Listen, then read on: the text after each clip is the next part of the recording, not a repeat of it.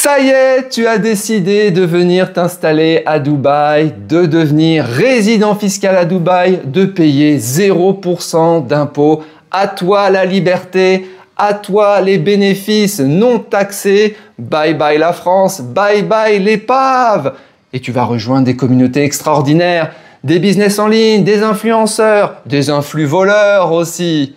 Mais peut-être que tu es en train de faire la plus grosse erreur de toute ta vie. Peut-être que tu es bien naïf et peut-être, même sûrement, qu'à la fin de cette vidéo, tu auras changé de destination d'expatriation. On va parler de la fiscalité à Dubaï. Alors, réflexe, pensez fiscalité Dubaï, pensez clause 19.2 tout en bas, la clause dite clause sournoise, qui est tout en bas de la convention fiscale entre la France et Dubaï. Oubliez tout ce que vous savez sur les conventions fiscales, puisque cette convention fiscale entre la France et Dubaï est unique, inédite. Elle contient cette clause, la clause magique, qui va permettre à la France de vous récupérer comme résident fiscal. Alors, en matière de fiscalité, c'est toujours la même chose, c'est très simple. Vous avez le droit interne de chacun des pays. La France donne dans son droit interne ce qu'est un résident fiscal. Dubaï donne dans son droit interne ce qu'est une résidence fiscale. Ok. Et les conventions fiscales priment sur les droits internes. C'est-à-dire que ce qui est dit dans la convention fiscale, ça tranche et ça prime, ça surpasse en fait ce qui est écrit dans les droits internes. Sauf dans un seul cas, le cas de Dubaï. Parce que dans cette convention fiscale, il y a écrit tout en bas qu'en réalité, c'est le droit interne qui prime sur la convention fiscale. Contradiction totale, unique en son genre, qui permet d'aller punir tous les influenceurs et tous ceux qui sont installés à Dubaï. On va voir comment on peut y échapper, pas évident. On va voir quelles sont les jurisprudences, donc accrochez-vous. Si vous n'êtes pas d'accord, c'est pas la peine de m'insulter. Mettez en commentaire ou venez sur le groupe Telegram. On est plus de 2500 à discuter de ces sujets, librement. Alors, convention fiscale Franco-Dubaï. Alors ça commence comme d'habitude, comme toutes les conventions fiscales qui sont en réalité des émanations des règles de l'OCDE. Donc on a des critères hiérarchiques. Donc c'est l'article 4. Donc il nous dit voilà, on y va. Cette personne est considérée comme un résident fiscal de l'État où elle dispose d'un foyer d'habitation permanent. Toutes les conventions fiscales commencent comme ça. Et c'est des critères hiérarchiques.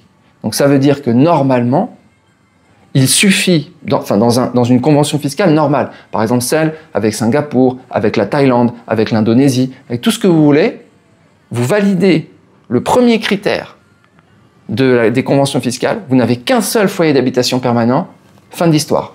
Vous êtes considéré comme résident fiscal. C'est facile, au sens de la convention fiscale. Après, il faut valider aussi les règles internes de chacun des pays. Sauf que là, donc là, on a tous ces critères, on a le foyer d'habitation permanent, le centre des intérêts vitaux, etc. Donc tous les critères hiérarchiques classiques, mais tout en bas, caché au fin fond de cette convention fiscale, l'article 19, alinéa 2. Écoutez bien. Lorsqu'une personne qui est un résident des Émirats arabes unis ou qui est établi ou qui y est établi est fiscalement domicilié en France au sens du droit interne français ou est une filiale contrôlée directement, blablabla, les revenus de cette personne sont imposables en France, nonobstant toute autre disposition de la présente convention. Je vous relis et je résume. Une personne qui est fiscalement française au sens du droit interne français, c'est l'article 4G du CGI, qu'on va aller regarder tout à l'heure, qu'on connaît par cœur maintenant. Donc, si la France le reconnaît comme résident fiscal au sens de sa loi interne, ça prime sur la convention fiscale. Fin de l'histoire. Donc ça veut dire quoi? Ça veut dire que si c'est le droit interne français qui prime devant la convention fiscale, tout ce qui est écrit dans la convention fiscale, les critères hiérarchiques, etc., poubelle. Donc, on se demande même à quoi sert la convention fiscale, puisque c'est le droit interne français, dans ce cas particulier de Dubaï, qui prime. Donc on se retrouve comme s'il n'y avait pas de convention fiscale, puisque c'est le droit interne français qui prime. Vous n'étiez pas au courant? Dommage. Alors, le droit interne français, le fameux article 4b. Donc, il y a 4 critères en droit interne français. Donc, il va falloir invalider tous ces critères. Mais invalider tous ces critères, c'est complexe, surtout le dernier. Les 3 premiers, ça va. Mais le dernier, c'est une cata. Et je vais prendre l'exemple pour moi. Si je devenais résident fiscal à Dubaï, dans l'état actuel des choses, c'est-à-dire que je valide la résidence fiscale à Dubaï, d'un point de vue dubaïote. Je valide d'un point de vue de la convention fiscale avec les premiers critères hiérarchiques. Eh bien, dans mon cas, je serai résident fiscal français, requalifié instantanément, comme tous ceux qui ont été requalifiés. Alors après, dans la majorité des cas, c'est redressement fiscal, et dans quelques cas, c'est du pénal avec fraude fiscale. Alors, les critères, donc, droit français, donc c'est le foyer, donc foyer d'habitation permanent. Alors ça, c'est facile, il suffit de ne pas garder d'appartement, de logement en France. Voilà, facile. Lieu de séjour principal, donc c'est la fameuse règle des 183 jours. Est-ce que c'est facile de l'invalider? Très facile, je ne rentre jamais en France. 0 jours. Donc les 2 premiers, je suis totalement, voilà, c'est facile, pas de problème. Et c'est déterministe, important. Parce qu'après, on va aller dans les critères qui sont un peu plus vaseux, un peu plus brumeux et un peu plus subjectifs.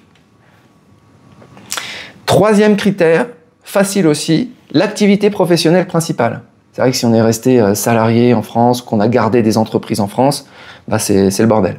Donc, ne plus être salarié en France, évidemment, ne plus avoir de micro-BIC ou d'auto-entrepreneur, de URL, de tout ce que tu veux, tu dégages tout, tu fermes toutes les sociétés. Facile. Mais le 4e, lui, il est moche. Je l'aime pas, celui-là. Et là, on se retrouve dans la même situation que les gens qui vont au Paraguay. Parce qu'au Paraguay, il n'y a pas de convention fiscale. Donc, il faut invalider strictement le droit interne français. Et donc là, on est dans le 4e critère du droit français. Et celui-là, il est horrible. C'est le centre des intérêts économiques. Je le déteste, celui-là.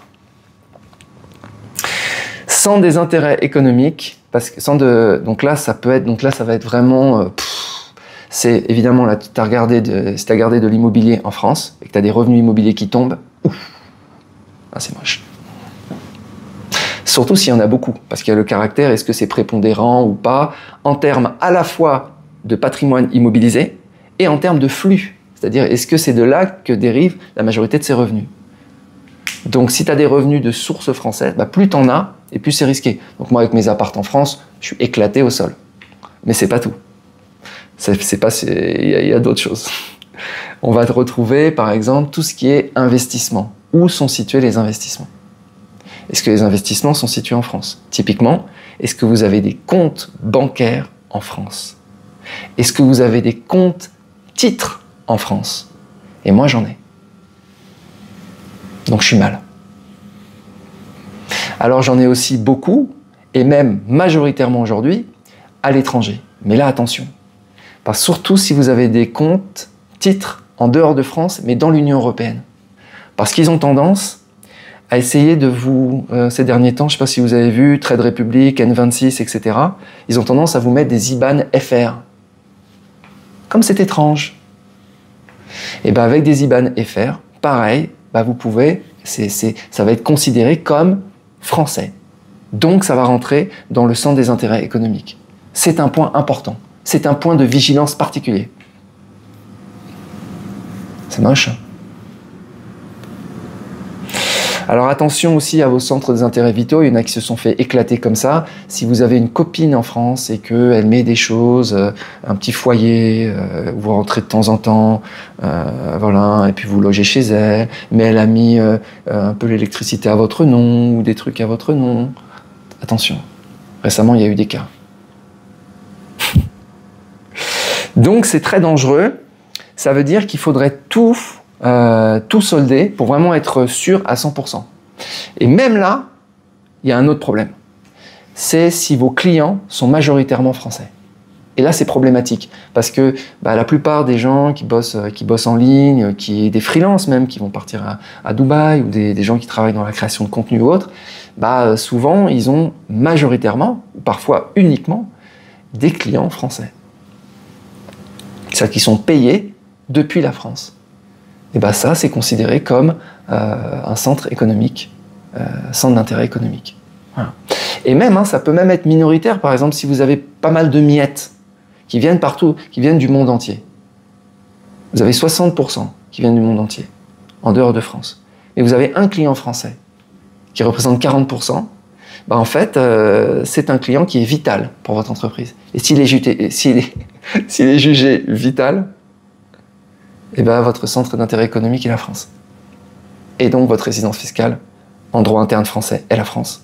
Et comme elle prime sur la convention fiscale Franco-Dubaï, c'est fini pour vous.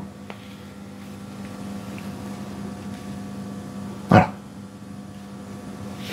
Alors ça, c'est la loi. On regarde les textes, etc. On peut se demander, est-ce que c'est appliqué? Ah oui, c'est appliqué. Alors, ce qui est drôle, en fait, quand tu regardes l'application de cette... qui est pas récente, je veux dire, l'application. Enfin, ça existe dans les conventions fiscales, ça existe depuis les années 90, en fait, donc c'est pas récent. Mais par contre, les jurisprudences sont récentes, 2023. C'est-à-dire qu'ils ont commencé, toujours la même chose, ils vous laissent rentrer, les mecs, ils ont fait les kékés à Dubaï, ouais, 0%, génial, machin, nanana, pour se faire éclater aujourd'hui. Toujours penser au check-out. Toujours penser que ce qui est toléré pendant des années, voire des décennies, à un moment donné, terminé. Il faut le voir venir. En général, quand j'arrive, ou quand j'en parle sur mes chaînes YouTube, c'est que c'est la fin. Alors 2021, pour vous dire que la compréhension des juges est exactement celle dont j'ai parlé ici.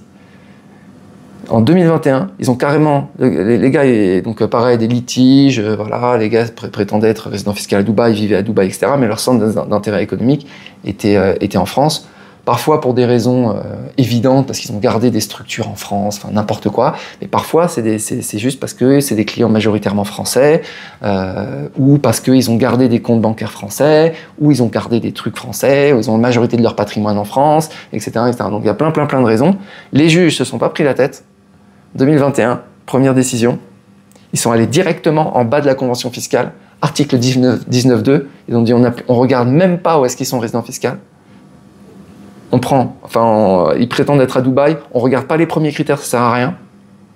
On applique le 19.2, droit interne français, revenez à la maison. Et redressement fiscal. Alors en 2023, jurisprudence, donc ils confirment 19.2, mais ils apportent une petite nuance. Ils disent, c'est assez drôle cette nuance d'ailleurs, il faut quand même regarder, on regarde d'abord la convention fiscale, parce qu'il faut quand même dire qu'elle prime un petit peu, voilà, quand même faire semblant. On regarde quand même le début, donc l'article 4 de la convention fiscale, et ensuite, une fois qu'on a établi, qui ne sert à rien, de toute façon on s'en fout, qu'il soit français ou dubaïette d'un point de vue de la convention fiscale, de toute façon on va directement à l'article 19.2.